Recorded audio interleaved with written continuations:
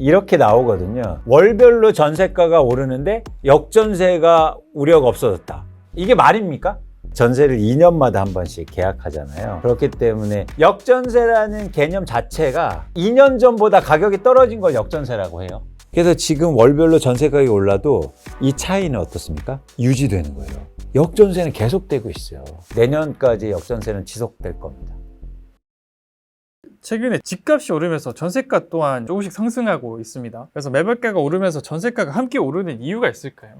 전세 가격은 상당히 많이 빠졌기 때문에 이제 오르고 있고, 그리고 전 그런 정도의 반등이라고 봐요. 그리고 전세가는 오른다는 표현이 적절치는 사실 않아요.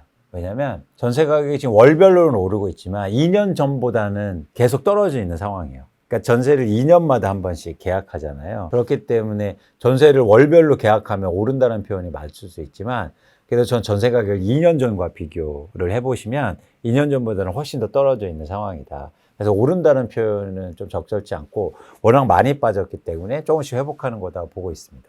근데 중요한 건 전세 가격이 많이 오르면 다시 시장에 투자 수요가 증가할 수 있기 때문에 전세 가격을 굉장히 유념해서 보실 필요는 있어요. 그런데 또 전세 가격보다도 전세 매매 비율이 더 중요하긴 합니다. 투자 수요 입장에서는. 그러니까 예를 들어서 전세 가격이 오르는데 매매 가격도 오르면 전세 매매 비율은 어떻게 되나요? 오르지 않는 거예요. 그렇죠? 왜냐하면 분모와 분자가 다 오르니까. 이 두 가지 경우에는 투자 수요가 들어올 수 없어요. 근데 예를 들어서 전세 가격은 오르는데 매매 가격은 떨어진다. 이러면 전세 매매 비율이 오르는 거잖아요. 왜냐하면 분모는 작아지고 분자인 전세 가격은 오르니까. 그러면 전세 매매 비율이 오르잖아요. 이러면 막 투자 수요가 조금씩 증가하기 시작해요. 사실 이런 경우가 시장이 회복하고 가격 상승하는 신호거든요. 근데 어느 때 이런 경우가 올까요? 매매 가격은 떨어지는데 전세 가격은 오를 때는 언제 이런 현상이 있을까요? 전세 수요가 많을 때. 그렇죠. 그리고 매매 수요는 없고. 그러니까 집을 사려는 사람들 없고, 지금 누구 집을 사, 전세 살지. 그러면서 전세 가격이 오르면서 집값이 떨어지는 경우가 예전에도 있었고 와요. 실수요자들은 집을 안 사면서 전세 수요로 간단 말이죠. 그럼 이럴 때 딱 투자 수요가 들어오는 거예요. 흥미롭죠. 그러면 어떻게 보면 그냥 전세가랑 매매가가 같으면 잘 산 거네요. 그렇죠. 그때가 되게 좋은 시점이고 잘 산 거죠. 근데 그런 시점이 그렇게 막 빨리 오거나 이러기는 좀 힘듭니다. 왜냐하면 전세 수요는 실수요로 이루어졌잖아요. 실수요는 꾸준한 거예요. 투자 수요는 갑자기 증가했다가 갑자기 감소하기도 하잖아요. 근데 실수요가 갑자기 증가할 수 있습니까? 없죠. 그렇기 때문에 이게 꾸준하게 이렇게 올라가는 추세적인 현상이 있어요. 최근에 2020년과 21년도에 전세 가격이 폭등한 건 사실 그건 수요가 증가해서가 아니라 임대차 보호법이라는 특수한 상황이어서 그런 거 아주 이례적인 거고, 사실 전세 가격은 꼭 그런 특징이 있어요. 그래서 전세 가격이 꾸준하게 변할 때 예를 들어서 집값은 팍 빠질 수 있단 말이에요. 그러면 일시적으로 투자 수요가 막 들어오기도 하고, 그래서 그런 독특한 특성을 좀 갖고 있긴 합니다. 전세가가 오르면서 올 말에 역전세난에 대한 우려는 약간 사그라드는 느낌도 있어요. 이렇게 뉴스를 보면은. 실상은 어떠한지 좀 궁금합니다. 그게 진짜 재밌는 뉴스인 거예요. 왜냐면 이렇게 나오거든요. 월별로 전세가가 오르는데 역전세가 우려가 없어졌다. 이게 말입니까? 왜 말이 안 되냐면 역전세라는 개념 자체가 2년 전보다 가격이 떨어진 걸 역전세라고 해요. 근데 전세 가격은 월별로 오르고 있다고요. 월별로 올라도 2년 전보다 가격이 떨어지면 역전세는 지속되고 있는 거잖아요. 예를 들어서 2021년 9월에는 전세 가격이 계속 올랐다고요. 그래서 지금 월별로 전세 가격이 올라도 이 차이는 어떻습니까? 유지되는 거예요. 역전세는 계속되고 있어요. 2년 전보다 지금 싸니까. 그런 차원에서 역전세 우려가 없어졌다고 보진 않고 내년까지 역전세는 지속될 겁니다. 전세가가 또 이렇게 살짝씩 오르면서 또 갭 투자에 대한 수요도 늘어났다고 하는데요. 갭 투자가 늘어난 이유에 대해서. 갭 투자가 일부 지역에 들어왔는데 이유가 있어요. 이거 되게 리스크할 수도 있는데 가격이 갑자기 빠졌잖아요. 근데 전세는 누군가 살고 있지 않습니까? 그러니까 갑자기 갭이 줄어든 거예요. 그 시점에는. 만약에 10억짜리 아파트인데 여기에 누군가 6억에 주고 살고 있었어요. 근데 10억짜리 아파트가 갑자기 8억으로 빠졌어요. 그러면 원래 4억 들여서 이 집을 샀어야 되는데 2억 들고 줄었죠, 갭이. 그래서 2억 주고 샀어요. 근데 이 전세는 어떻습니까? 2년 전에 계약한 거잖아요. 그럼 지금 전세로 갱신하면 전세값이 떨어지잖아요. 그렇죠? 그러면 지금 일단 집은 사놨는데 조금 이따 전세값을 돌려줘야 돼요. 돌려줄 수 있을까? 그런 생각이 이제 언뜻 드는 거죠. 그러니까 부담이 될 수 있다. 일시적으로 갭이 줄어들어서 수요는 들어왔는데 이게 구조적으로 지속되긴 힘들다고 보는 겁니다. 그래서 갭 투자가 가장 좋을 때는 전세 가격이 오를 때예요. 근데 지금 전세 가격이 2년 전보다 떨어지고 있단 말이죠.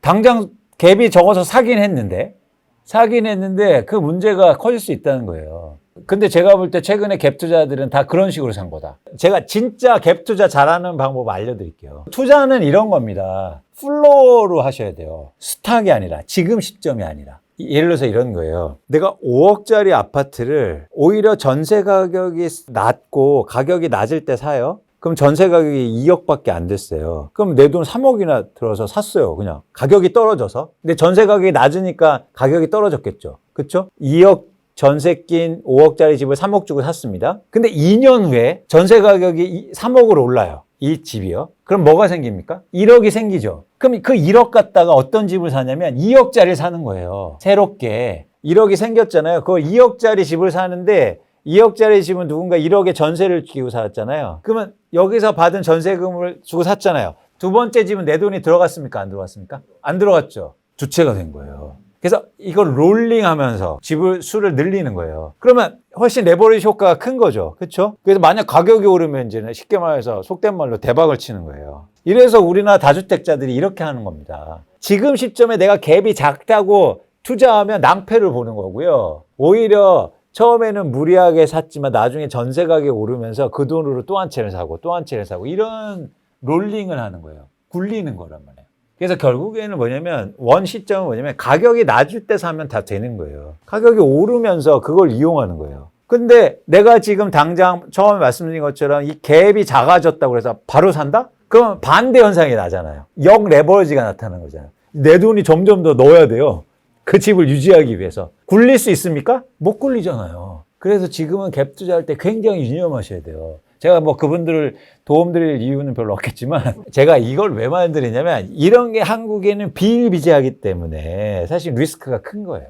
그래서 어쨌든 지금의 갭 투자는 리스크가 크다. 갭이 작아져서 투자하는 사람들은 투자를 진짜 못하는 거다. 집을 전세 또는 월세를 통해서 사시는 분들의 전세가 60%였다면 지금 45%밖에 안 된다고 하더라고요. 전세와 열세 중에 월세를 선택하는 이유는 무엇이라고 보시나요? 금리가 올라서 전세 가격이 오르니까 월세로 전환하더라도 그 금액에 대해서 금리가 높으니까 대출 금리도 높고 그러니까 합리적인 선택을 하는 거죠. 근데 이게 중요한 변화기도 해요. 이런 상황이 지속되면 전세가 줄어드니까 갭 투자 수요도 줄겠죠. 그죠? 전세를 끼고 사는 사람 자체도. 그래서 전세가 이렇게 계속 준다면 한국의 투자 수요도 줄 수밖에 없지 않을까 생각합니다. 근데 전세가 완전 없어지기는 좀 힘들다고 봐요. 근데 전세의 어떤 전체적인 비중이 감소하면 이게 전체적으로 투자 시장에도 영향을 미칠 수 있다고 보고 있고 그리고 월세가 많아지는 건 사실은 금리가 높아서다라고 보고 있습니다. 내 집 마련에 어려움을 겪는 분들은 전세를 살아야 할지 또는 월세를 살아야 할지 고민이 많으신 것 같아요. 현 상황에서는 무주택자 분들은 어떤 선택을 하는 것이 좀 현명한 선택일까요? 그러니까 그거는 합리적으로 비교를 해보셨으면 좋겠어요. 예를 들어서 금리를 딱 놓고 예를 들어서 5억짜리 전세를 사는 게 나을까?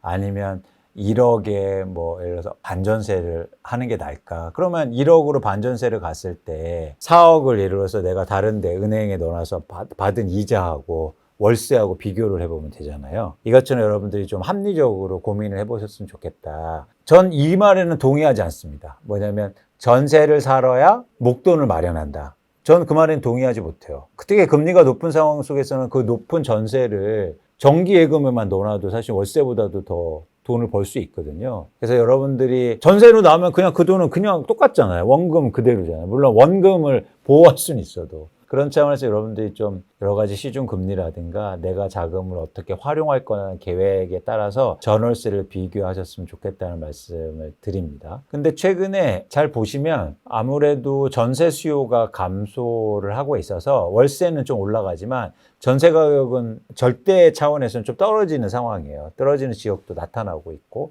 그러면 당연히 전세가 떨어지니까 전세를 사시는 게 좀 더 나을 수도 있겠죠.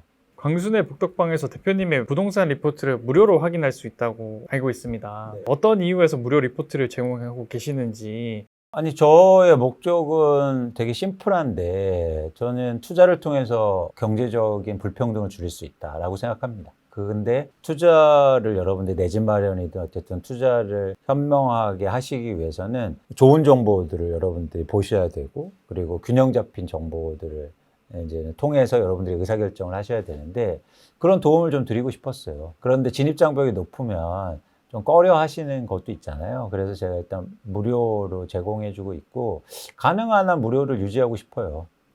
그래서 여러분들이 좀 많이들 오셔서 보셨으면 좋겠습니다. 근데 흥미로운 지점이요. 무료로 하니까 열심히 안 보시는 분들도 계시더라고요. 꼭 돈을 내야 막 열심히 읽고 열심히 공부하시고, 무료로 하니까 야, 내용 별론 거 아니야? 뭐 이렇게 생각하시는데, 그렇게 생각 안 하셔도 됩니다. 와서 직접 보시면 어떤 유료 자료, 한국에서 저 같은 이런 자료를 부동산에서 만들 수 있을까? 라고 저는 자신하거든요. 그래서 여러분들이 돈 안 낸다고 그래서 별로 정보가 안 좋을 거야 이렇게 생각하지 않으셨으면 좋겠고, 자유롭게 많은 분들이 오셔서 보셨으면 좋겠습니다.